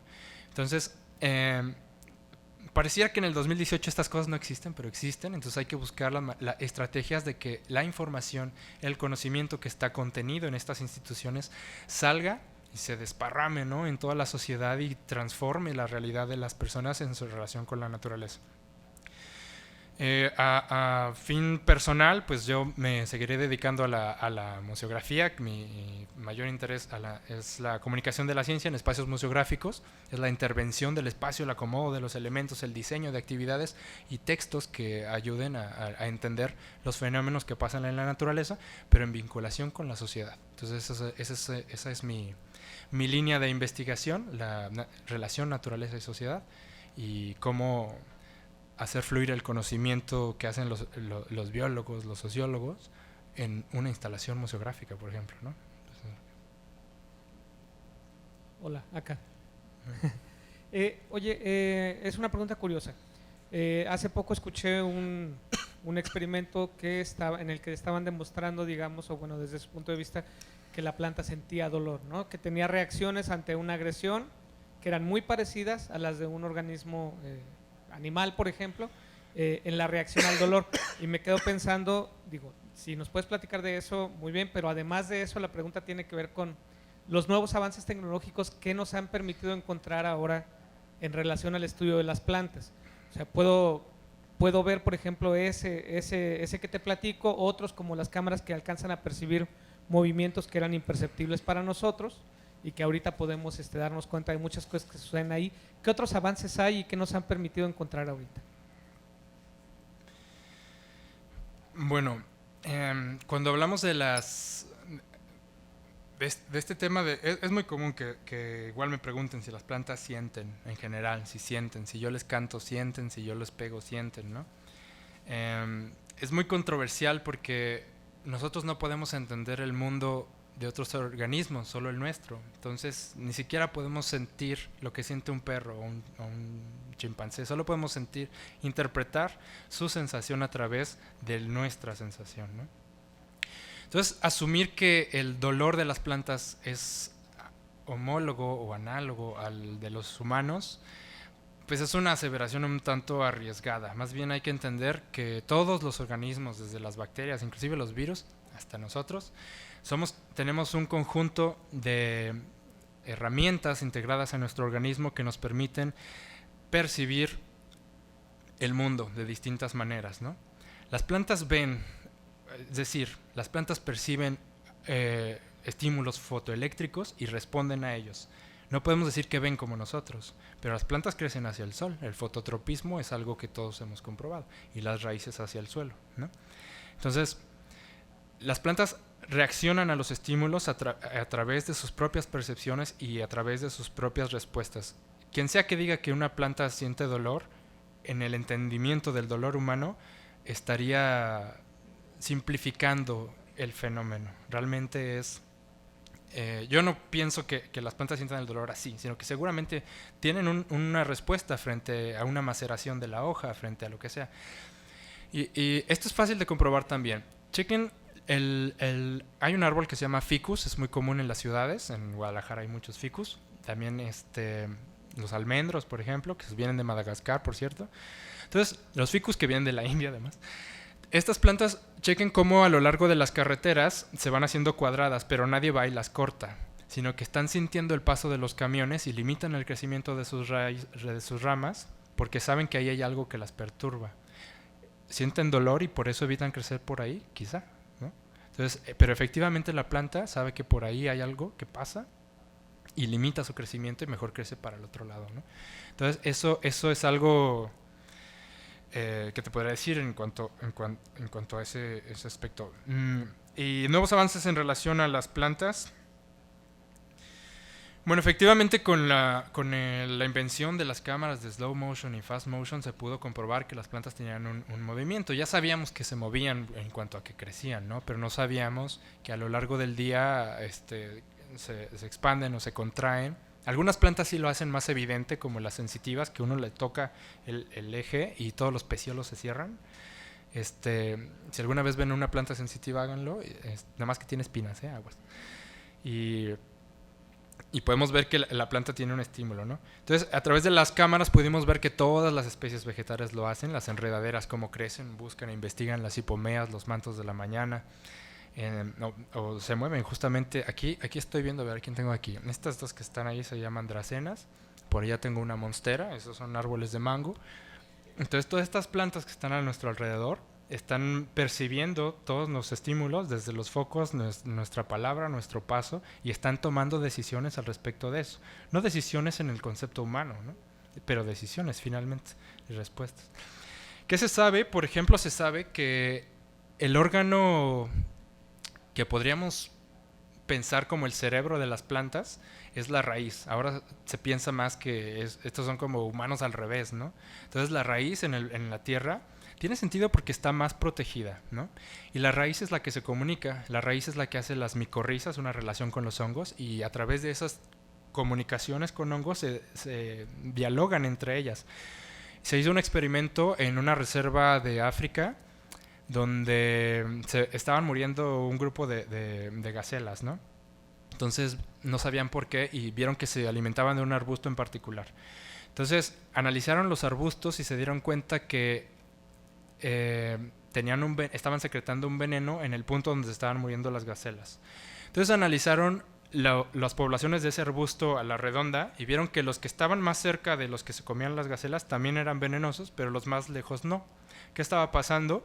Los arbustos que tenían la presión del herbívoro segregaban el veneno, pero además a través de la raíz le decían a los arbustos cercanos: hay herbívoros, cuidado. Y entonces estos se hacían venenosos. Y a los más lejos nadie les decía nada porque ahí no había herbívoros, entonces esos no se hacían venenosos. Estamos hablando de la misma población, de la misma especie de planta. Y de esa manera se corroboró la comunicación vegetal que ocurre a través de las raíces, ¿no? Entonces este es un concepto nuevo, y que se suma a todas las nuevas investigaciones sobre la cultura en los demás seres vivos, ¿no?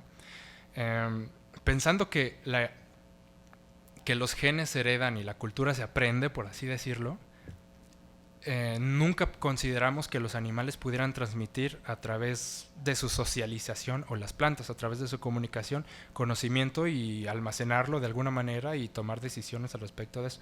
Ahora cada vez más se llega a estas conclusiones y ya existe el concepto de cultura animal, por ejemplo, ¿no? Entonces seguramente ya no tarda la cultura vegetal.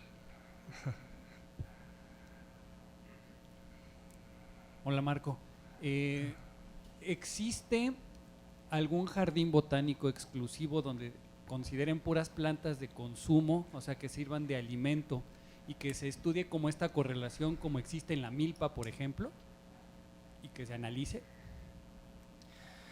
Sí, hay una rama particular de la botánica, se llama etnobotánica, y se dedica a la relación de las plantas con el hombre. Entonces la relación va sobre varios ejes. El principal es la alimentación, pero están también las plantas medicinales, están las fibras, los tintes y otros usos, por ejemplo el caucho o el chicle, ¿no?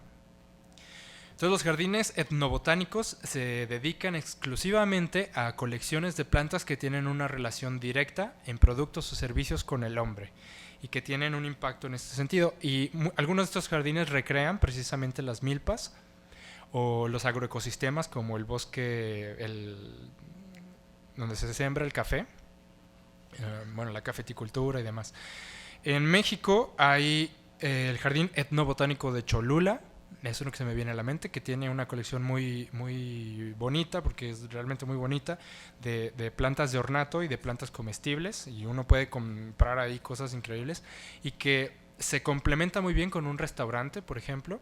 Entonces el restaurante, ahí uno puede consumir cosas que se cultivaron ahí de formas que uno no esperaba, ¿no? Como un agua de nectarina con hojas de malanga o algo así, ¿no? Entonces te reinventan los usos y la relación de las plantas comestibles a través de estos jardines y rescatan precisamente el conocimiento de otros. Hay colecciones etnobotánicas en casi todos los jardines. Las colecciones de plantas medicinales son colecciones etnobotánicas. Nosotros en Xochoctic teníamos plantas condimenticias, medicinales. El de Vallarta tiene un sembradío de vainilla. Está toda la finca de café también en el de Xochoctic. El de la UNAM tiene también su sección de plantas comestibles, es decir, siempre se procura llegar a la vinculación naturaleza-sociedad a través de la etnobotánica. Pero hay jardines específicos para eso, que son como el de Cholula. Me parece que hay uno en Oaxaca también que es etnobotánico. Pero, Hola, buenas noches. Yo quisiera hacerte preguntas como mucho más íntimas. Me gustaría que nos caray. compartieras cuál fue la planta o la flor que te hizo querer estudiar lo que estudiaste, y ahora que ya las estudias y digamos tienes todo este conocimiento, ¿cambió tu planta favorita por otra especie y por qué razón? Sobre todo me gustaría que cuando nos compartas la primera que te motivó a estudiar esto, si fue porque conociste esa especie por algún producto cultural, ya sea una película, algún libro, o si fue más bien como un vínculo familiar de pasar conocimiento, que tu abuela te enseñó tal flor, o que en tu casa de campo de tal cosa. O sea, quisiera entender eso. Yo quisiera tener una casa de campo, pero sí, ya anoté mis top 4, ¿no? Entonces tengo 4 plantas que tienen una importancia grande para mí y que me han seguido, ¿no? A lo largo. La primera es Lygodium venustum, es la planta de mi tesis de licenciatura. Es un helecho que es el único helecho enredadera, ¿no? Entonces es el único helecho que su eje principal trepa. Venustum no es una especie con mayor problema en el mundo, pero Lygodium microphyllum y Lygodium japonicum vienen de Asia y son invasoras importantes en los Everglades y en Yellowstone en Estados Unidos, y por lo tanto se ha buscado controlarlas. Entonces, que una planta que yo vi caminando en Veracruz en un viaje de prácticas me llevara a entender qué son los helechos, dónde aparecieron, cómo se veían los bosques de entonces, qué efectos tienen actualmente, cómo el género Lygodium es invasor en las áreas naturales de Estados Unidos y demás aspectos. Y eso que, bueno, Lygodium venustum se quedará para siempre en mi cabeza y en mi corazón, ¿no? Entonces, esa es la planta de mi tesis. O sea, te digo que mi hermano dice que, ay, qué flojera que te pones a ver crecer una planta. Pero mi tesis se llamaba Estrategias reproductivas del ciclo de vida de Lygodium venustum. Entonces lo que me puse a hacer fue ver cómo le hacía esta planta pues, para crecer, para su ciclo de vida, y esto implicaba también cómo le hacía para tener sexo. Entonces me daba mucha curiosidad. Entonces genera las esporas, entonces está el esporofito y crece el gametofito, que son microscópicos y viven ahí entre la tierra, ni los vemos. Hay un gametofito hembra y un gametofito macho. Entonces a través del agua el gametofito macho libera sus esporangios y llegan a la hembra, que es como una botellita, está así la hembra, y entonces crece un esporofito nuevo, y entonces estaba yo ahí todo emocionado, ¿no? Cuando los vi al microscopio por primera vez, a las hembras y a los machos, cuando los vi ya generar sus estrategias y ya describirlos y demás, ¿no? Entonces, bueno, Lygodium venustum. La segunda sería, o bueno, tal vez sería antes que la anterior, que es Bomarea hirtela, otra enredadera. Esta es una planta con flores, crece en los bosques de niebla y baja y sale unas campanas en forma de umbela, que son varias flores que parten desde un mismo punto. Esto es una umbela. Entonces, es una umbela invertida, va hacia abajo. Y el asunto con Bomarea hirtela es que yo llevaba la materia de plantas, y esta fue la primera especie que identifiqué alguna vez en la vida. Es decir, el primer ejemplar que tuve en una mesa de laboratorio, que la hice pasar por una clave taxonómica hasta llegar a descubrir quién era. Entonces, para mí en ese momento, según yo, en ese momento me hice biólogo, ¿no? Cuando dije, es Bomarea hirtela, y mi maestra me dijo, sí, es esa. Independientemente que me titulara o no, yo ya me sentía biólogo porque había pasado por una clave taxonómica a una especie y había logrado identificarla. Entonces, Bomarea hirtela la recuerdo perfectamente, además de que es hermosa, ¿no? Tiene unos tonos naranjas y rosas y manchas y todo. Sí está difícil. La tercera va a ser Rincostele cervantesi.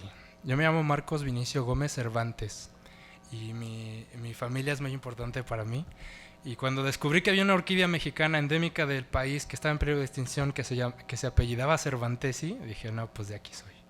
Entonces Rincostele cervantesi representa a mi familia para mí. Ahí la cuarta ya me... A ver, voy a respirar.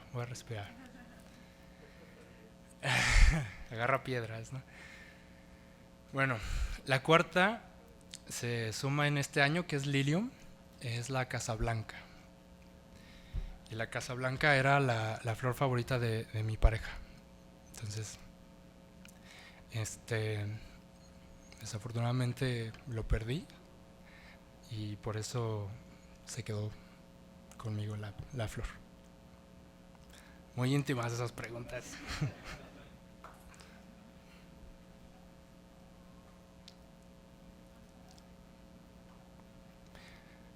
¿Listo?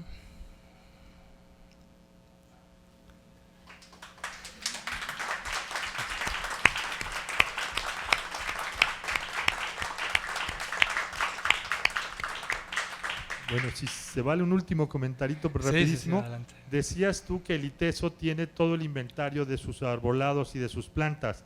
Además, tiene inventariados, o tenía, los árboles del Parque de las Estrellas en el fraccionamiento de Jardines del Bosque.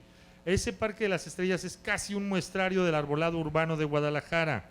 Y tenían unas cédulas ahí que puso el ITESO, que se están desapareciendo, se están acabando, y más con la remodelación que hizo el ayuntamiento, etcétera, que acaba de arreglarlo porque pues había que ganar votos para las elecciones. Entonces, aguas, yo sugiero que vayan y lo rescaten antes de que sea demasiado tarde. Sí, no, definitivamente hace falta un ejercicio de identificar bien qué es por qué está compuesto el arbolado en la ciudad de Guadalajara. Como les mencionaba, muchas de las plantas ni siquiera son mexicanas. El ficus, el mango, el almendro vienen de otras partes del mundo, y estamos desaprovechando las primaveras, por ejemplo, estas flores rosas enormes que podrían estar decorando la ciudad y que son de Jalisco, ¿no? Entonces, sí, el ITESO tiene un inventario bastante importante de su arbolado, que creo que es lo responsable por hacer. Sin embargo, no hay que perder de vista que no deja de ser una empresa, no deja de tener que tomar decisiones, y algunos segmentos se transforman en otros, ¿no? Entonces, en el mismo ITESO algunas partes tienen que ceder por laboratorios. Entonces, el arbolado pasa lo mismo en las ciudades. Sin embargo, definitivamente tiene que estar ahí, ¿no? O sea, el arbolado urbano cumple funciones ecosistémicas, porque la ciudad no deja de ser un paisaje, ¿no? Entonces aquí se genera dióxido de carbono, se consume energía, hay un flujo de materia y energía entre los distintos elementos, y las plantas cumplen distintas funciones. El arbolado de los camellones, de los parques, de los jardines y demás, cumple estas funciones, apoya en el flujo, transformación de los recursos, y que ni siquiera sepamos quiénes son, o dónde están, o qué hacen, o qué tan sanos están, pues no está bien, ¿no? Lo que decíamos con lo de la langosta, ¿no? Este es un fenómeno biológico del que debiéramos estar más conscientes para prevenir los daños y como tanto disfrutarlo incluso, ¿no? Entonces, en ese sentido, pues sí, incentivo a que haya mayor conocimiento, registro, identificación y publicación sobre la biodiversidad dentro de las ciudades.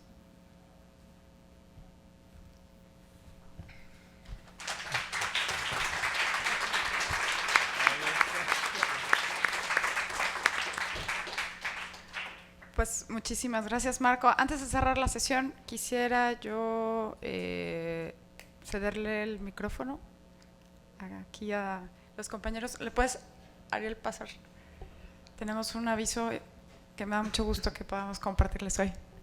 Bueno, muchas gracias. Yo, soy Uriol, formo parte del grupo Big Bang Ciencia. Nos dedicamos a la divulgación y la comunicación de la ciencia utilizando diferentes herramientas como las artes escénicas y el humor, ¿no? Somos como Marie Curie y el Chavo del Ocho, ¿no? Juntos, intentando explicar, y mañana tenemos la oportunidad, de la mano del ITESO, de presentar nuestro show, nuestro espectáculo a las 6 de la tarde en ITESO. Les esperamos a todas en la sala polivalente y en el foro de usos múltiples. Gracias por el chivatazo, amiga. Estamos para ayudar, bien. Allí estaremos, ¿no? Nosotros venimos desde España, Spain, ¿vale? Y venimos aquí a compartir un poco lo que vamos aprendiendo, a aprender también de ustedes, de ustedes, compartir, y les esperamos allá. Muchas gracias por la oportunidad de comentarlo. Hasta mañana. Y bueno, pues recordarles que en enero no tenemos sesión, Yo siempre he dicho que el primer martes de enero nadie está en condiciones de hacer nada medianamente inteligente, entonces nos vemos en febrero, 5 de febrero. La fecha festiva se recorre el lunes, entonces descansen, disfruten y aquí nos vemos el martes 5 de febrero. Que tengan un muy buen cierre de año y muchísimas gracias, Marcos, por compartir.